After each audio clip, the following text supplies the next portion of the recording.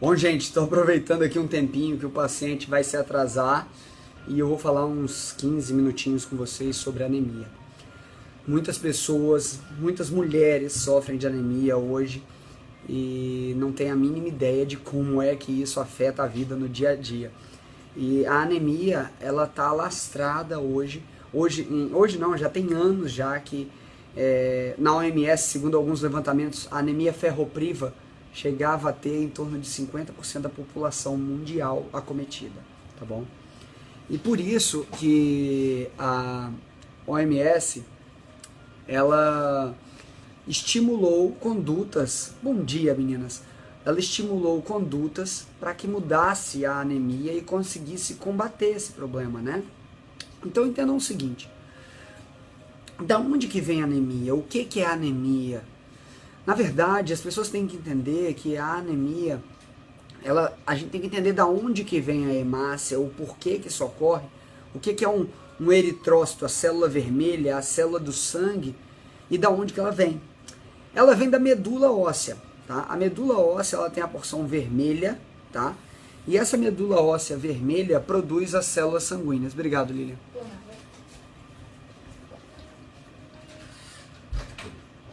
Ó, segunda garrafa hoje, tá? Pra quem não bebeu água, beba. Então, assim, a gente tem órgãos hematopoiéticos que a gente chama. Esses órgãos hematopoiéticos são órgãos que eles vão produzir células hematopoiéticas sempre, ou seja, eles vão produzir células sanguíneas para ir. Eles também produzem células de defesa, como leucócitos, e por aí vai, tá bom? Então, assim, quando a gente pensa em anemia, a gente tem que pensar em sintomas. E eu vou falar alguns sintomas para vocês. Todo mundo que estiver aí chegando, vai batendo na tela, vai compartilhando, tá bom? Tudo bem? Bom dia, bom dia. Ó, e aí, isto, pode mandar bom dia. Meninas, todo mundo compartilhou na sua timeline? Bom dia. Esperar chegar mais, o povo tá dormindo ainda. É que mais tarde eu não vou conseguir fazer, eu decidi entrar cedo. Na verdade, hoje tá bem apertado. Então eu decidi fazer cedo logo.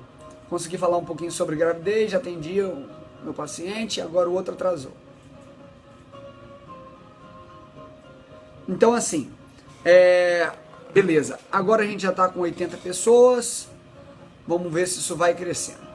E como é que funciona? Hoje a gente tem dispneia. O que é dispneia? Falta de ar, tanto em esforços simples como em muitos esforços, tá? A gente também tem palpitações, cansaço e taquicardia, batedeira no peito, pode ser só anemia? Pode. Por que isso?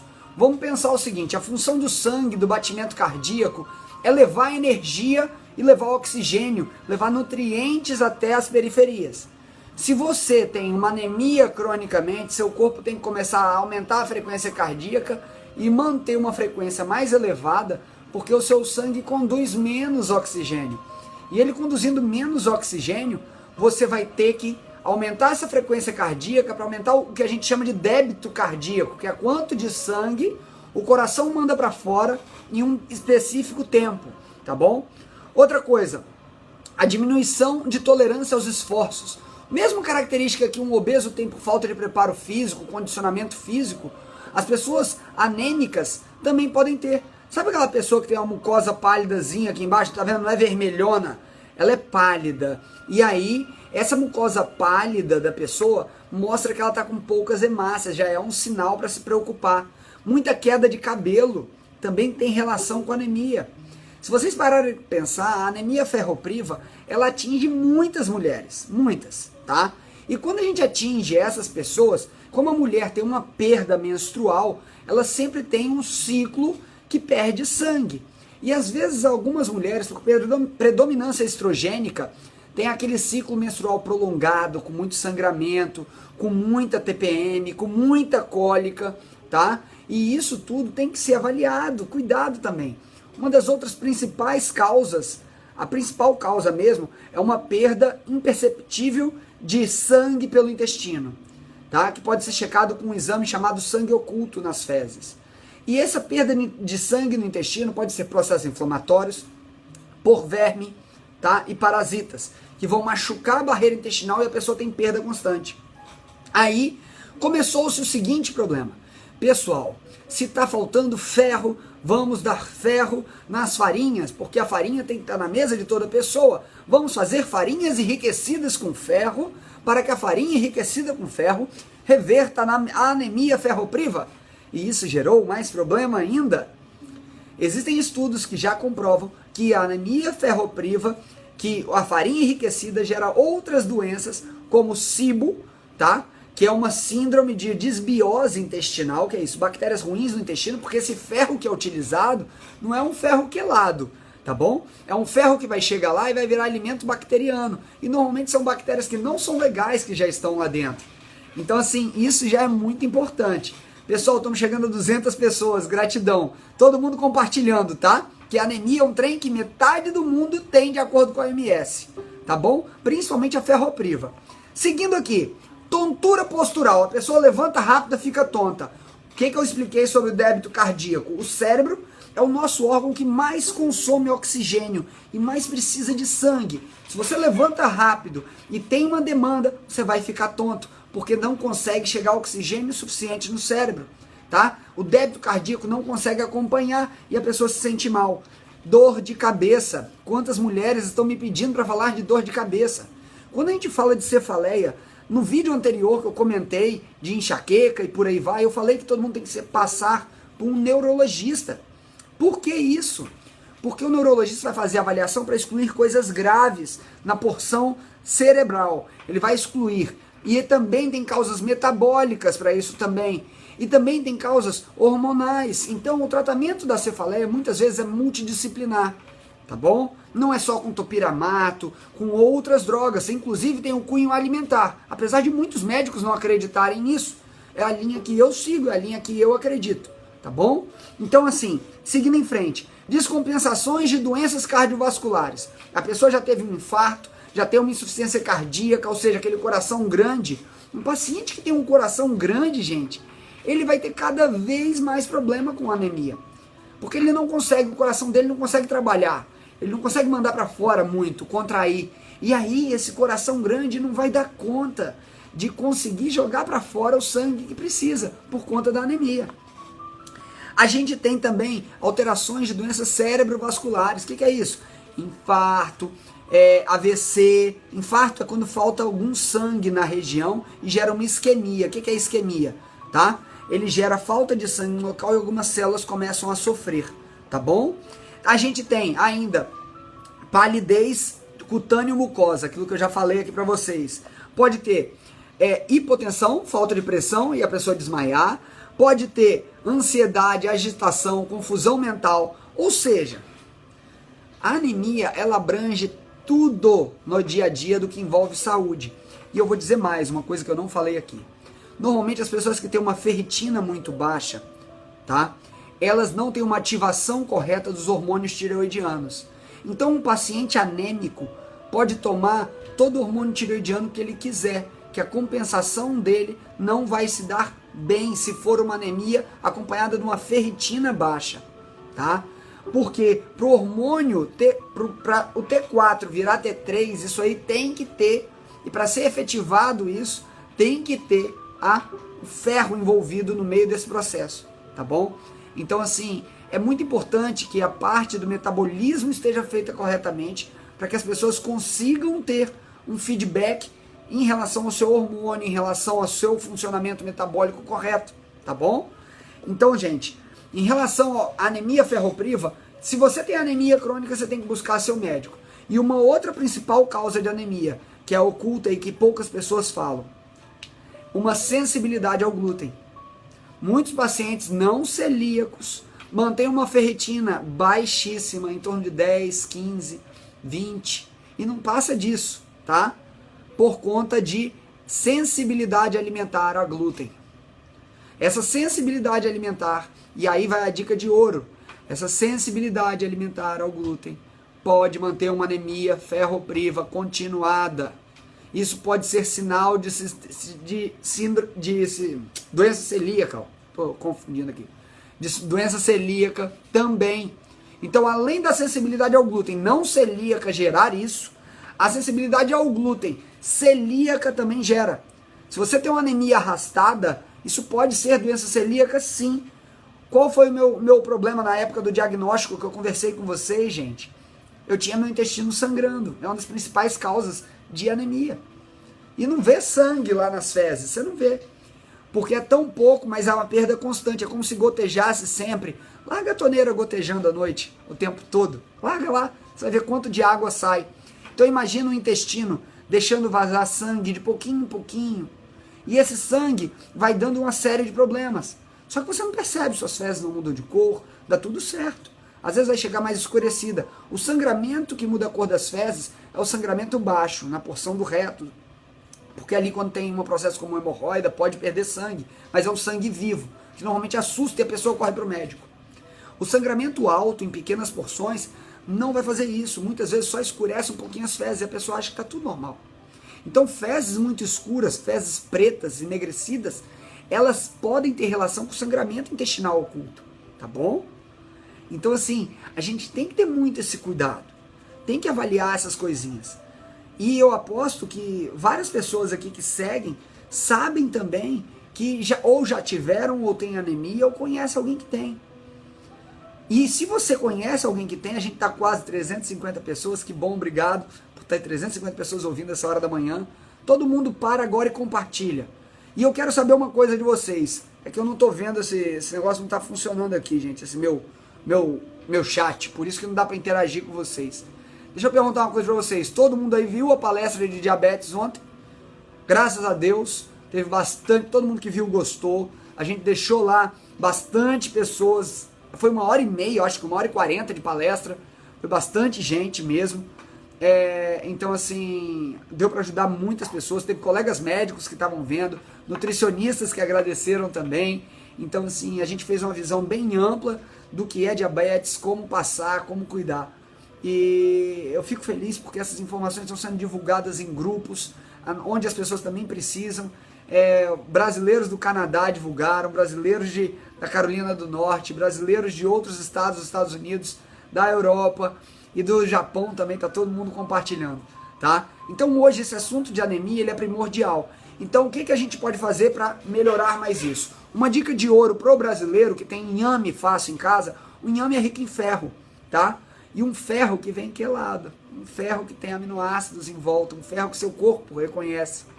E aí eu te pergunto, por que não pegar um inhame e fazer um suco verde de manhã e jogar um inhame cru dentro?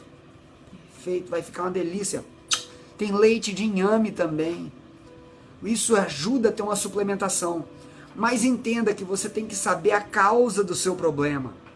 Você tem que buscar a causa do problema para que você consiga mudar verdadeiramente o problema. Não só tratar o sintoma e tampar o sol com a peneira. Entendeu? Então a gente precisa de mudar os hábitos e saber de onde está vindo tudo. Gente, deixa eu só ver uma coisa aqui. Estamos agora com 344 pessoas e 94 compartilhamentos.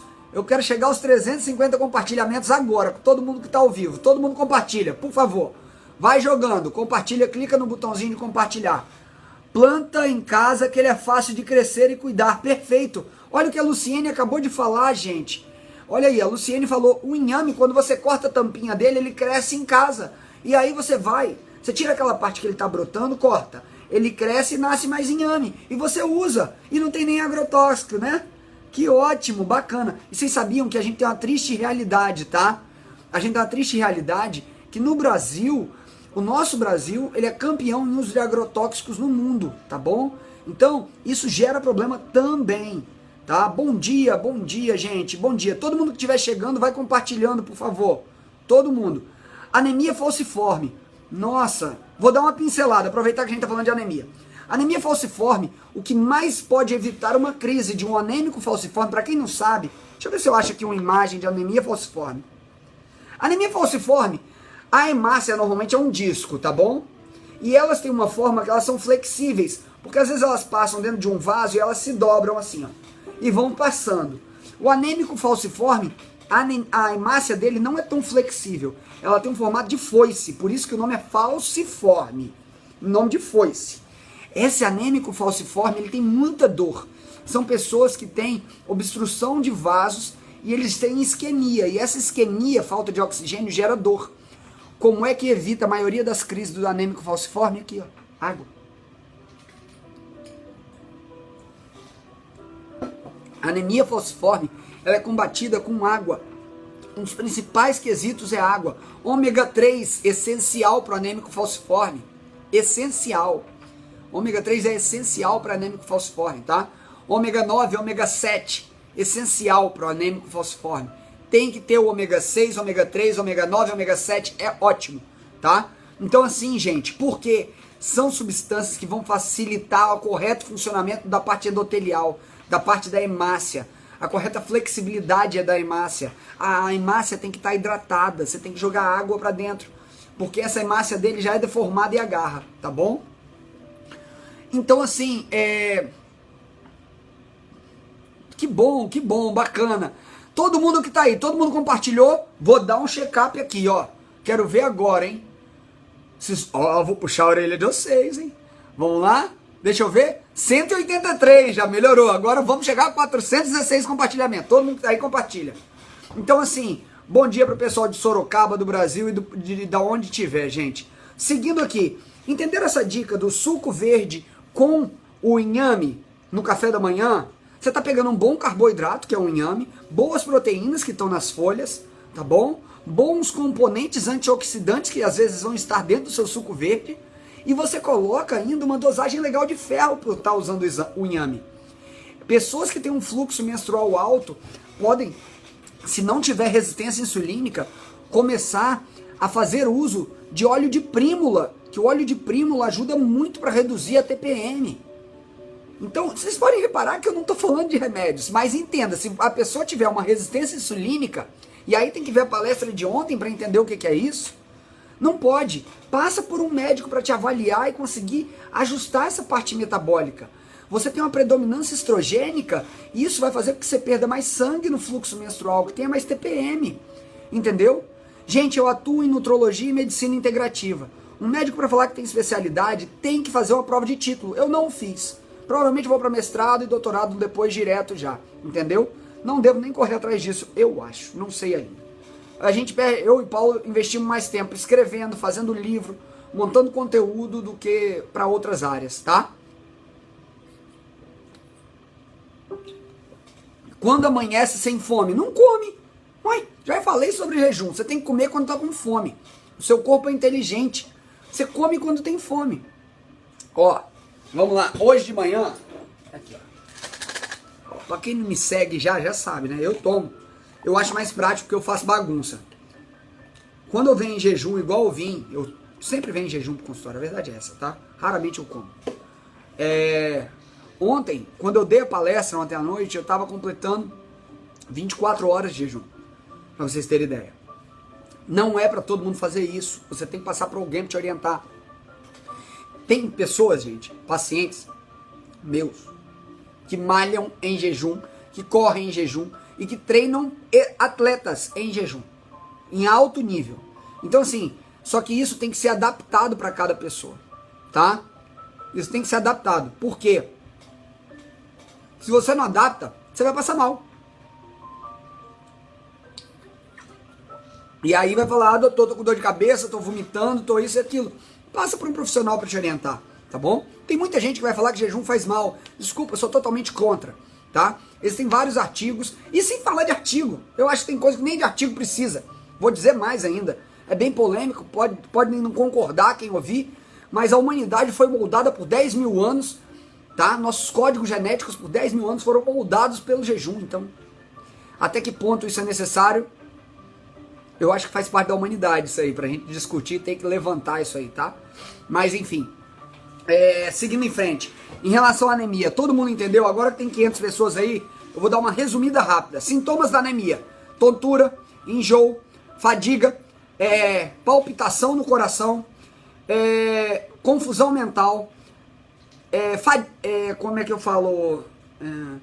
baixa resistência ao exercício, ou seja, a pessoa cansa muito rápido, porque com anemia tem poucas células circulantes de hemácia, e aí não consegue mandar para frente e você vai continuar cansando sempre, tá bom? E como a função da célula da hemácia é levar o oxigênio, se você tem anemia, a quantidade de hemoglobina lá dentro está baixa, e a hemoglobina é o que junta o oxigênio e carrega ela, tá? Então, quando eu tenho uma baixa, é o que a gente chama de anemia microcítica, tá? Ela é hipocrômica e microcítica. Ela tem pouca cor, ela fica pequenininha, as hemácias saem antes da medula, porque elas têm que produzir mais, então ela fica microcítica, tá? E aí você vai ter sempre que produzir mais, então aumenta o índice que a gente chama de RDW no exame, índice de anisocitose. O tamanho da célula sai diferente. Como é que eu falo? As células, as hemácias deveriam ser todas isso, tá? Todas desse tamanho. Demora um tempo X para ficar pronta. Aí sai uma desse, uma desse, uma desse, uma desse, e por aí vai. E vai formando diferentes tipos de hemácia com diferentes formatos. Sai um prato de janta, um prato de sobremesa, um pires, e por aí vai, tá? Então cada pratinho desse seria uma hemácia diferente. Quando a gente tem baixo ferro, muda o tamanho delas. Tá bom? Então, pessoal, eu vou finalizar aqui que a minha paciente chegou. Beijo no coração e até a próxima. Fui!